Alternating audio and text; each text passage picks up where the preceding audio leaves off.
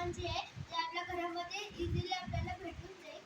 तर आता हे पाहू शकता, हे आपण घरचं निरम्याचं पाणी केलेलं आहे. हे सगळं तुमच्या घरात भेटून जाईल.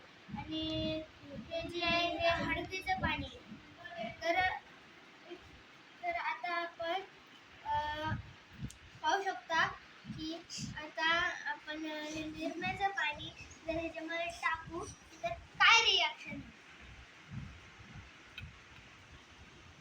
तर आता आपण हे पाहू शकता, निरम्याचं पाणी जेव्हा आपण ह्याच्यात टाकतो तर हे हळद आहे.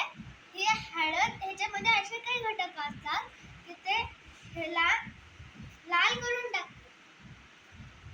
आपण हे पाहू शकता की हे आता लाल झालेलं आहे.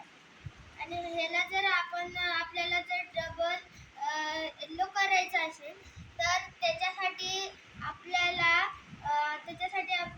सेंट्रिक ॲसिड लागेल. तर सेंट्रिक ॲसिड असा एक घटक आहे त्याचा कलर जो आहे ना ते म्हणजे त्याचं जे निरमा पाणी टाकलं ना ते रिमूव्ह होऊन जाईल.